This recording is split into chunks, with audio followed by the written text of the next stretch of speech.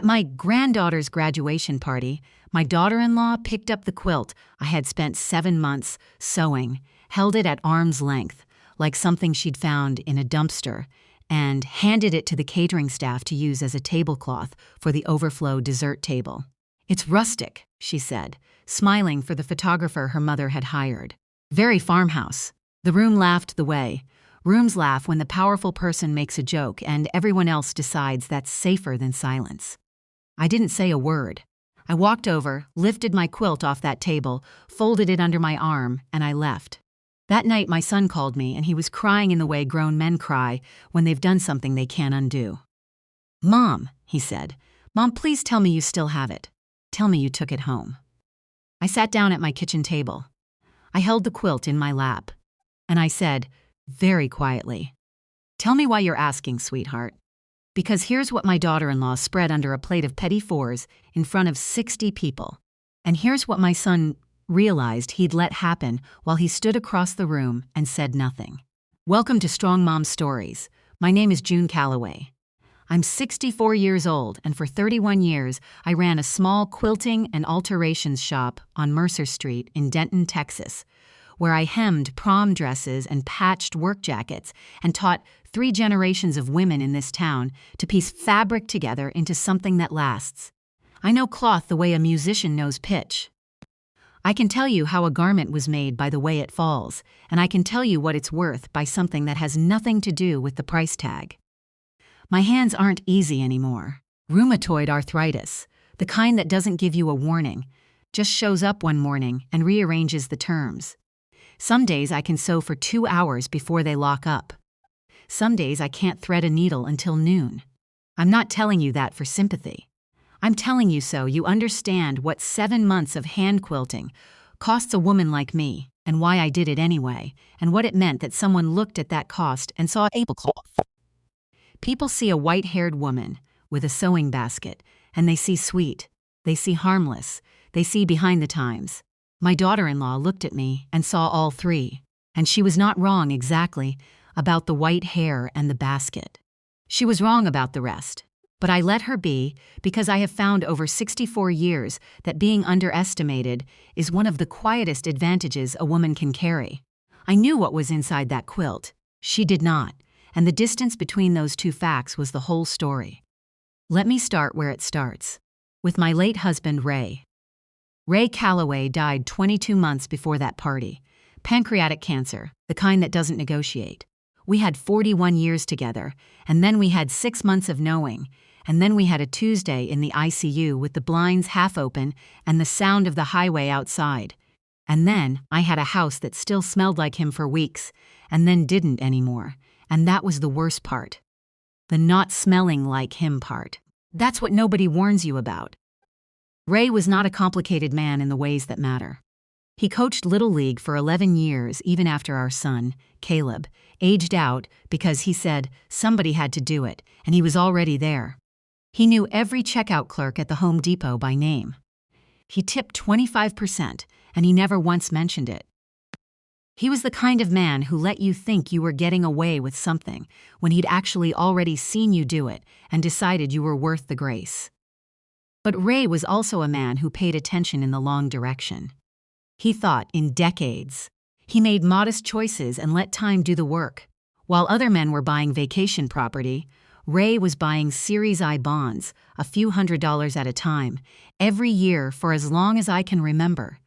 Through every birthday bonus, and every decent quarter at the shop, and every Christmas when his mother sent a check he didn't need, he called it planting, said money was just seeds, and most people ate theirs before they could find out what they'd grow into. I didn't know the full shape of what he'd planted until he showed me, 2 weeks before he died. He asked me to bring him the green tin from the back of his closet. I'd seen that tin for 20 years and always assumed it was old tax paperwork or his father's discharge documents from the Navy. It was full of bonds. Series I, Series E, some older HH bonds, organized in envelopes by year in Ray's careful block printing. There were 32 envelopes. The earliest was dated the year our daughter-in-law, Chandra, and our son got engaged. He'd started the day they announced they were trying for a baby, he told me. Then they had trouble, and the years went by, and he just kept buying. A little each year. Figured someday there'd be a reason. There is a grandchild now. Her name is Lily. She was 4 years old when Ray died, and she is the reason he kept going through the last 2 years of chemo when the going was very bad. He would say, "I need to see her graduate kindergarten. Then, I need to see her graduate 5th grade." He made it to her 11th birthday, which was 8 weeks before the end. In the hospital, when we both knew how close it was, Ray told me he'd done the math. The bonds had matured. Between the older issues and what he'd accumulated over the years, the total value was just under $63,000. I sat with that number for a long time. Then, he told me the part that mattered more than the number. "Don't just transfer it," he said. "Don't hand them an account statement in an envelope like it's a utility bill. They'll absorb it and forget where it came from." He smiled. His old smile, the one that came from the left side first. "Hide it in something, Junie. Put it in something she'll keep. Something Lily will actually hold in her hands someday. Make them find it. Don't just give it. Make them find it." It was one of the last clear instructions my husband gave me. I intended to honor it precisely. So I made a quilt. I started it 2 months after the funeral, partly for Lily, and partly because my hands needed to do something that wasn't shaking or holding a coffee cup I'd forgotten was empty. I chose fabrics from things that mattered. A strip of the blue chambray from Ray's oldest work shirt. A square of the flannel pajamas he wore every winter for 15 years. A piece of Lily's first Halloween costume, the little ladybug suit, which my daughter-in-law had handed to me in a bag of things she was clearing out of the closet. I had asked her if I could have it. She said sure, looked mildly puzzled why I'd want it. I know why. Because Lily had worn it for exactly 1 hour, and Ray had carried her on his hip the whole time and called her his best bug. Because some things deserve to be kept, even when no one around you knows why. The pattern was a wedding ring variation I'd been making since I was 30. Interlocking rings in cream and blue and the faded red of a flannel shirt. In the center panel, in tiny hand-stitched letters, so small enough that you'd have to hold it close to read them, I put Lily's name and Ray's and the years they shared, 2013 to 2024. 11 years of a grandfather who showed up. The backing I sewed as a double layer, between the 2 layers of backing fabric, flat and invisible. From the outside, I created a hidden channel along the bottom seam. Into that channel, I folded Ray's bonds in a waterproof sleeve, the kind archivists use for documents that need to last. And behind the bonds, sealed in its own envelope, a letter. Ray had dictated it to me from the hospital bed, 1 paragraph at a time over 3 separate days when he had the breath for it. A letter to Lily, to be opened when she turned 18. He told her about himself, the real himself. Not the grandfather version, but the young man he'd been. The mistakes, the things he wished he'd done sooner, the 1 or 2 things he'd gotten right. He told her what he hoped she'd do with the money. He told her what he hoped she'd do with her life. He ended it the way he ended everything, with a bad joke, and I love you more than breakfast. And that's saying something, because I love breakfast. I sealed the envelope, and I stitched the channel shut, with 12 stitches per inch, the tightest I can make, the kind that holds. Then I waited for the right occasion to give it. Lily's high school graduation was the obvious answer. The kind of moment a grandfather who loved baseball stats and long investments and a little girl in a ladybug costume had been quietly planning for since before she was old enough to walk to first base. I should tell you about my daughter-in-law because I don't want her to be a flat character in this. She is more than a flat character. The more is the complicated part. Chandra grew up in a family where achievement was the only currency that mattered. Her father was a corporate attorney. Her mother ran a very curated, very documented life, the kind where every milestone was photographed and every photograph was framed. Chandra was an only child, and she had absorbed, fully and without question, the idea that the way you signal love is through visible, measurable excellence.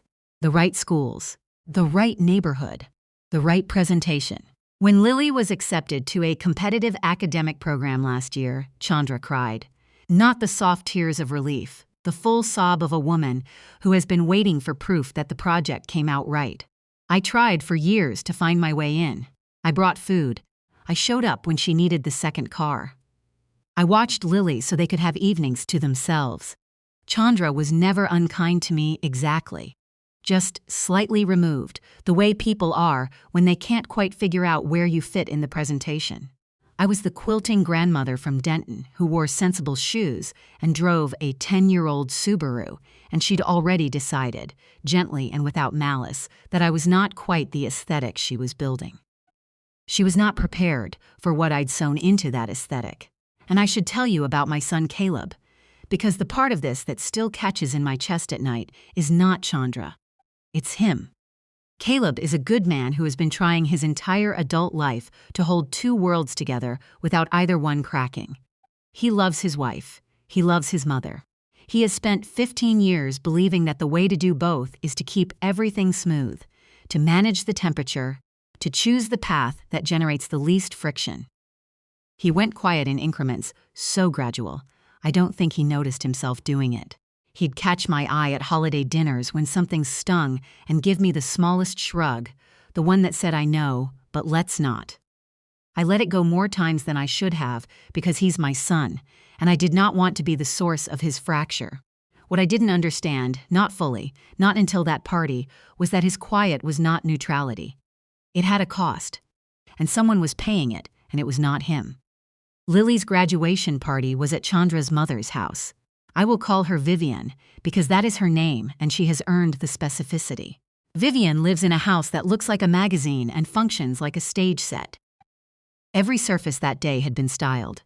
There were 2 photographers, a florist, a catering company, and a step and repeat banner with Lily's name and graduation year in gold foil. There was a dress code on the invitation, suggested attire, garden party chic. I wore a blue linen dress I'd had for 8 years and a strand of my mother's pearls, and I was the most underdressed person there by a significant margin. I knew it when I walked in. I didn't mind. I had my secret, and a woman with a secret that size doesn't need the right shoes. I'd wrapped the quilt in brown paper tied with kitchen twine. No bow, no gift bag. Because the wrapping was not the point, and I wasn't performing for photographers. Lily's gift opening was not a quiet family moment. It was a scheduled portion of the event. Vivian announced it with a small chime of a spoon against a champagne flute. Lily sat in a white chair under a balloon arch, and Chandra stood to her left to manage the pacing, and Vivian stood to her right to narrate the brands, and one of the photographers circled like a satellite. The gifts were, in the main, beautiful and expensive.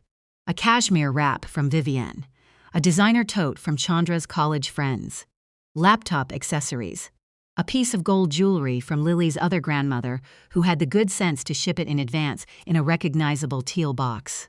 Each item was held up, identified by brand or origin, photographed, set aside in the approved pile. I watched Caleb across the patio. He was standing near the outdoor bar, holding a drink he'd barely touched, doing the thing he always does at these events, smiling and being slightly nowhere, present enough to avoid comment, absent enough to avoid friction. He looked at me once, and his expression said what it always said at these things. Just a few more hours. We'll get through it. I should have read him more carefully.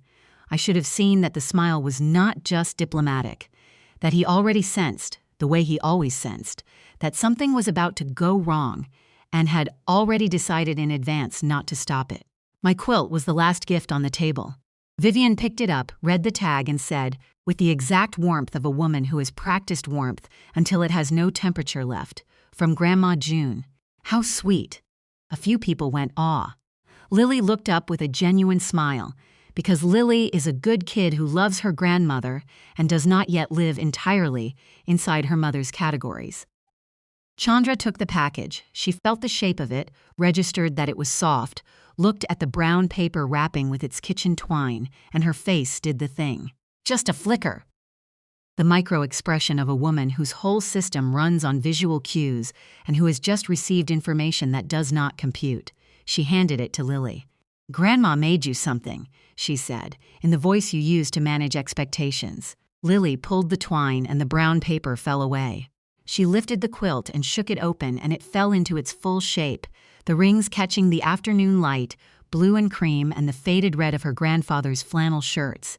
11 years of Sunday mornings and Little League games and Ladybug Halloweens made visible. "Oh," Lily said, and it was a real "oh." She touched the center panel. "Is that Grandpa's shirt?" "It is," I said, "and his pajamas in the blue strips. And your ladybug costume, the little hexagons in the corner." Lily's eyes went bright. Chandra's went careful. I started to lean forward to tell Lily about the backing, about feeling along the bottom seam, about what was waiting there from her grandfather. "There's something inside it, sweetheart, if you..." But Chandra was already talking.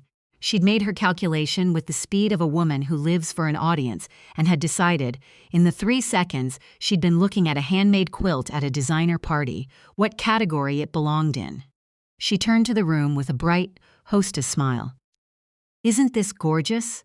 So rustic. So handmade." She took the quilt gently from Lily's hands, still smiling for the photographer. "It'll be perfect for the farmhouse look in her dorm, right? Very cottagecore." And she turned toward the dessert overflow table, the long one set up along the side of the patio, and she spread my quilt across it, smoothed it flat with both hands, set a tiered tray of petit fours in the center, stepped back to look. "Much better," she said. "It needed something textile." The photographer moved to capture it. Lily's face went from bright to uncertain in the span of a breath. She looked at me. I was already standing. I was already walking to the table. I lifted the quilt. I moved the petit fours. I folded the quilt the way I fold everything, a long muscle memory from 30 years behind a counter. I tucked it under my arm. "I think I'll keep this one," I said. I kept my voice even and warm and utterly final. "Lily, I'll bring you something else, sweetheart. Something that photographs better." Chandra blinked. She had not anticipated calm. She'd prepared for tears or a flare of temper, the two reactions she knew how to manage. A grandmother folding a quilt with the stillness of a woman who has already decided how this ends was not in her repertoire. "Oh, I didn't mean," she started. "I know, dear," I said. "It's all right." And I said goodbye to Lily, who hugged me tight and whispered "sorry, Grandma," in my ear, because Lily is 17, and she understands more than her mother thinks she does. I found my purse. I said a brief and gracious goodbye to Vivienne, who looked mildly alarmed, the way women look when the moment gets away from them. And I walked out to my car with Ray's bonds, and Ray's letter, and Ray's 41 years of patience tucked under my arm, my back straight, my shoes sensible and steady on the flagstone path. I cried in the car. I gave myself exactly as long as it took, and then I drove home. Caleb didn't call until after 11. I'd been waiting, the way mothers wait, with the kettle on and the quilt on the kitchen table, and the knowledge sitting in my chest that my son had been standing 30 feet away and had not moved. His older sister, my daughter Gloria, had been there. She'd arrived late, stood at the back of the patio, seen the entire thing. She'd called me from the parking lot before she even started her car. Mom, tell me you have it." She didn't get to finish the sentence. I told her I had it. She exhaled in a long, shaking rush. Then she said, "Caleb knows what was in it.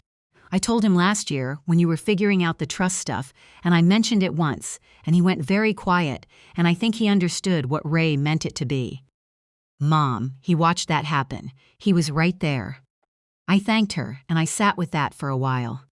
Gloria is my younger child, 58, sharp and good, the one who has always understood what things cost in the way Ray meant, not in dollars, but in time and love and the irreversibility of certain moments.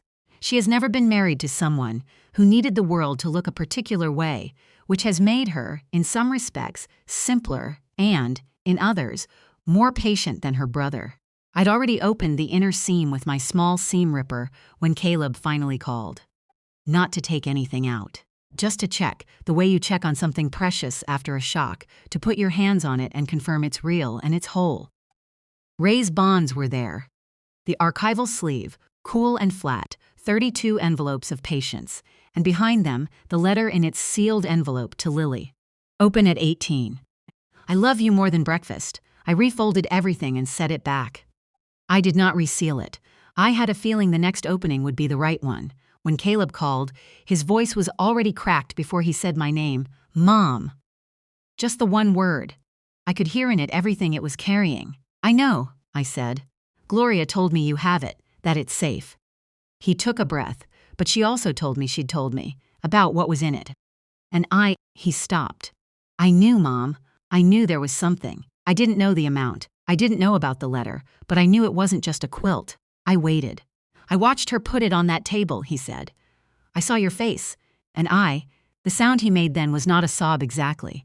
It was smaller than that and worse. I had another drink. I told myself it was just a quilt. I told myself I'd smooth it over later. That's what I always do. I smooth it over later. He was quiet for a beat. There's nothing to smooth over anymore, is there? It wasn't a question. Here is what I want you to understand about that moment, because this is the hinge of everything. I could have softened it. I could have said, it's all right, you didn't know. It was a hard situation. I could have done what I have done 100 times in 30 years of mothering a child who chose easier over right. I could have made the friction disappear. But Caleb was 57 years old and a father, and his daughter had watched her mother spread her grandfather's legacy across a dessert table, and no one had stopped it. There are things a person needs to hear in full, because the weight of them is the whole point. Your father, I said, bought savings bonds for this baby every single year from the day you two announced you were trying to have her, through 11 years of her life. He called it planting. When he died, those bonds were worth $62,800. There's a letter in there, too, from his hospital bed, for Lily to open at 18, in his own words. The last real writing he ever did. The line went the kind of quiet that has a texture to it. Then my son, my smoothie edges, choose easier son, made a sound I had not heard from him since he was 9 years old and his grandfather's dog died. A raw, unguarded sound. And he said, I'm so sorry, Mom. I am so sorry. I was right there. I let him cry. Sometimes that is the whole job. I keep thinking, he said, when he could talk again. She's going to say the same thing she always says, that she didn't know, that no one told her, that she can't be expected to. She'll say exactly that, I told him. And she won't be wrong that she didn't know what was in it. No, I said. She won't be wrong about that. What she'll be wrong about is what comes next. What she does now that she knows. He was quiet. What are you going to do with it? What your father asked me to do, I said. Give it to Lily properly. But not the way I planned. The way this moment actually calls for. And then I told him what I'd decided. Because I'd had time in the car and time with the kettle, and I had spent 41 years watching Ray think in decades, and some of that had rubbed off. Ray's letter said for Lily to open it at 18. Her trust would be set up to match that. The following week, I called a woman named Helen at a trust and estate firm downtown, a woman I'd been referred to by my accountant after Ray died, a steady, no-nonsense woman who wore reading glasses on a chain and did not try to sell me anything. I told her what I had and what I wanted. She nodded like I was describing something ordinary, which to her credit, she understood it was. A grandfather's savings, carefully grown, held in trust for a minor, to be distributed at 18 for education, a first home, a start. It cost some legal fees and some paperwork and some of my time. It cost me a little, the idea of handing it to Caleb and Chandra myself, the image I'd carried of that moment, but Ray's instructions were clear. Make it last. Make it mean something. The cleanest way to honor a wish is to make it structurally impossible to undo. I locked Caleb out, too. That part was not easy to decide. He didn't earn that, not with one afternoon of silence, not entirely. But the point was never punishment. The point was the child. Ray had saved it for Lily. The trust was for Lily. Keeping it simple was keeping it clean. Then I did the other thing. I called Caleb and I told him I wanted one family dinner. My house. Caleb, Chandra, Lily, Gloria. I wanted to give Ray's gift the way it was meant to be given, in front of everyone, out loud with the quilt on the table and the bonds in my hands. No ambush. A meal first. And then the truth, in full, the way Ray would have wanted. Made visible. Made lasting. It took a few weeks to arrange, not because anyone refused, but because timing is its own kind of respect, and I was not going to hurry something Ray had been patient about for 20 years. They came on a Saturday in October, a cool evening, the kind Texas gets twice a year if you're lucky, when the air finally remembers it doesn't have to be 90 degrees. My house smelled like the chicken and dumplings I'd been making since 6 that morning, because some preparations are comfort, and some are strategy, and the best ones are both. Lily came in first, which she always does because she likes to hug me without an audience. She held on a beat longer than usual. She smelled like the vanilla shampoo she'd used since she was 12. Chandra came in behind her, polished and careful, the way she is when she knows she's on uncertain ground. She dressed for a nice dinner, not an event. There was something in her face that was not quite an apology, but was not one either. She thanked me for having them, and she seemed to mean it in some partial, uncomfortable way. Caleb came in last. He looked like a man who had been having a very long internal conversation and hadn't finished it yet. He hugged me, and he held on too. Gloria arrived with a bottle of wine she didn't need to bring, and a quiet steadiness that I've relied on her whole life. "We ate first," I insisted. The hard thing doesn't go on an empty stomach, and no one in my house has ever made a serious conversation on an empty stomach if I had anything to say about it. We talked about Lily's plans, the university she'd committed to, the roommate situation, whether she wanted a mini fridge. It was almost easy. Chandra asked me about the shop, which she hasn't done in years, and seemed genuinely interested in the answer, which surprised me. Then I cleared the plates, and I sat back down, and I put the quilt on the table. I'd washed it twice since the party. It smelled like my laundry soap now, clean and plain. The rings were bright in the kitchen light. Ray's flannel showed dark blue against the cream. Lily's ladybug hexagons sat in the corner where I'd put them, small and red and permanent. "I want to give Lily her grandfather's gift," I said. "The way he asked me to give it. The way I intended to give it at your party before I couldn't." I didn't look at Chandra when I said that last part. I didn't need to. The table already knew. Ray asked me in the hospital to hide it in something handmade, so it would be found, not just received, so it would have to be opened, not just opened. I took out my seam ripper. I opened the channel seams slowly. In front of all of them, the tool moving through stitches I'd set with the tightest tension I could manage, 12 per inch, the kind that holds.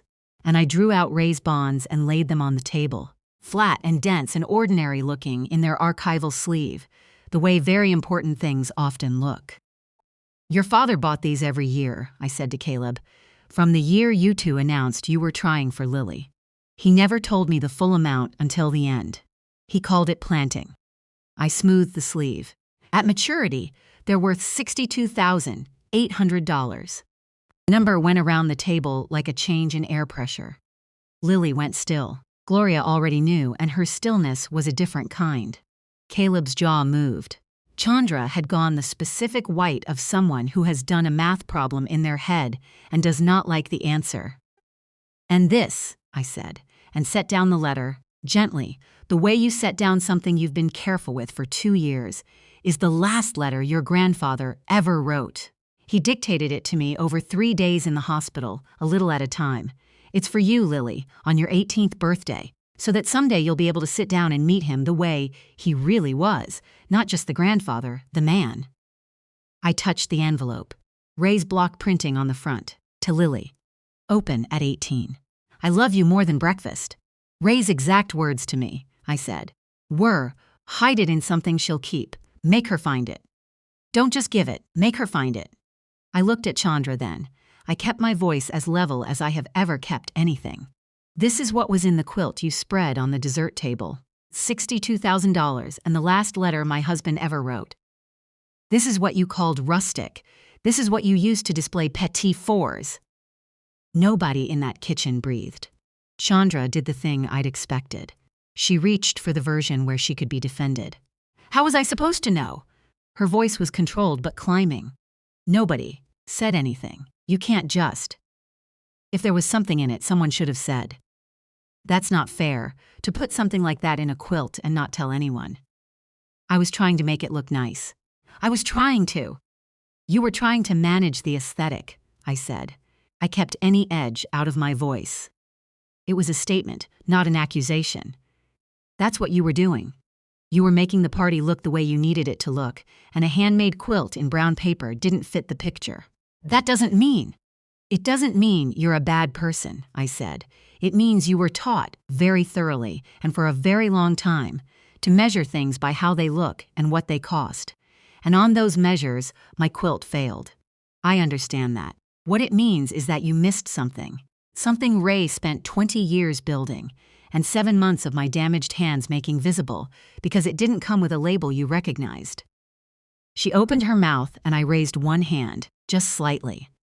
I'm not here to punish you, I said. I'm here to give this child her grandfather's gift the way he asked me to give it. What happens next is your business. I told them about the trust then. Helen's work, locked, independent, distributed at 18, untouchable before then by anyone, including me. Caleb nodded slowly. He'd been watching his hands on the table. When I said that the trust locked him out as well, he nodded again, and this time I saw on his face not resentment but a kind of relief, the relief of a man who has been let off a hook he knew he'd earned. The quilt, I said, stays with me until I'm certain the house it goes into knows what it is. I set my hands flat on it. A thing isn't safe where its value isn't understood. That's not a judgment, it's just a fact.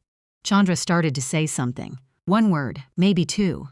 And Caleb looked at her with an expression I had never once seen on my son's face in 30 years of marriage to this woman. An expression that was not unkind but was not movable either. He said her name. Just her name, the way you say it when you mean everything that follows. She stopped. He turned to me. I was at that party, he said. I was standing right there. I want you to know I'm aware of what that means, and I'm not going to try to make it mean something else. It's enough that you know it, I said. It's not enough, he said. But I'm going to start there. I read the family portion of Ray's letter then.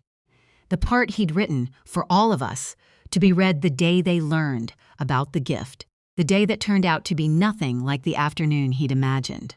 Ray wrote, "If you're hearing this, then the little one has finally arrived, which means I owe June a significant number of I told you so's, because she always said Lily would be worth every year of the wait. She was right about that, like she's right about most things, which I recommend you all take as a lesson. I've been buying these bonds since the year you told me you were trying, because that's the year she already existed to me. The idea of her, the possibility. The money is a start. What I actually want for her is harder to give in an envelope. What I want is for her to know that someone she never got enough time with thought she was worth 20 years of patience before she was even born. That's what these bonds are. Proof you were counted on before you arrived. Spend them on something that builds. Not on something that photographs well. On something that holds, and whatever else you do, know the difference between what a thing costs and what a thing is worth. Ask June. She knows. All my love. Ray." I folded the letter back into its envelope.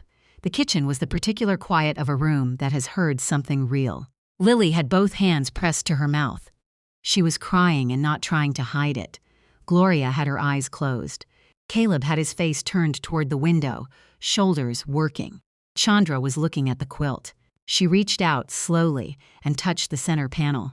The place where Ray's flannel made its dark blue arc through the rings.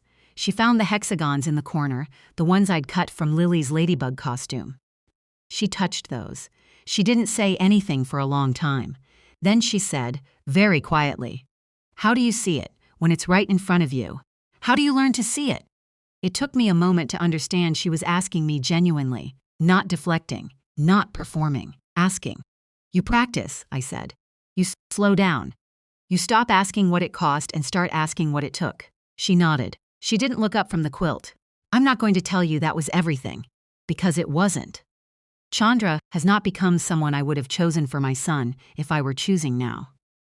She is built from a different set of instructions than the ones I believe in, and you don't dismantle an entire architecture of value in one October dinner." But she asked the question. She asked it genuinely. That is something. In the months that followed, this is what I can account for. The trust is established, growing, locked. $62,000 sitting in the same patient posture Ray always sat in, waiting for a girl who won't be ready for it for one more year. Helen sends me a quarterly statement I file without anxiety. Caleb is different. Not overnight and not completely, but differently oriented, The way a compass settles after you've been jostled and then goes still. He told me, a few months after the dinner, that he'd been thinking about the moment at the party, the moment he'd felt the thing in his chest that said, "Stop this," and had poured himself a drink instead. He said, "I've done that my whole life. I felt the thing, and then I managed it away." I told him I'd noticed. He said, "Why didn't you tell me?" I said, "Because you had to notice it yourself. Some things can't be handed to you. You have to find them." He looked at me. He said, "That sounds familiar." "It should," I said. "He and Chandra are working on things. I don't know how that ends. But he speaks plainly now, to her, and to me, and in his own kitchen, which is more than I could say 2 years ago." Lily came to see me alone on a Sunday in November. She sat at the kitchen table where the quilt had been, and we drank tea, and she asked me to tell her everything I could remember about her grandfather. Not the good grandfather version, the real one. I told her about the man who drove the same truck until it was embarrassing and left extra 20s for tired cashiers and bought savings bonds in envelopes he labeled by hand and called her his best bug on the one Halloween. She dressed as a ladybug and carried her on his hip the entire time because he couldn't put her down. She listened to all of it. Then she said, "When I open the letter, will you be there?" I said yes. "The quilt is folded in my cedar chest right now. I'll bring it to her dorm when she moves in next August, when I'm certain she knows what she's carrying. I want to hand it to her myself, the way Ray would have if he could. With the bonds transferred, and the letter waiting, and the little blue sailboat rings. The interlocking rings, I should say, in blue and cream, and the red of a man's oldest flannel shirts, the ones he wore every winter, the ones I could still smell for a while, after he was gone, and now can't anymore. But I found a way to keep them that doesn't require smell. You sew things into something that lasts. You make people find them. You trust the finding to do what a plain gift never could. Ray taught me that, and I intend to keep learning it for as long as my hands hold. If you have a handmade thing tucked somewhere in your house, something someone made for you that you've never quite taken out and held, go get it tonight. You might be surprised what's woven into it, even if you can't see the seam.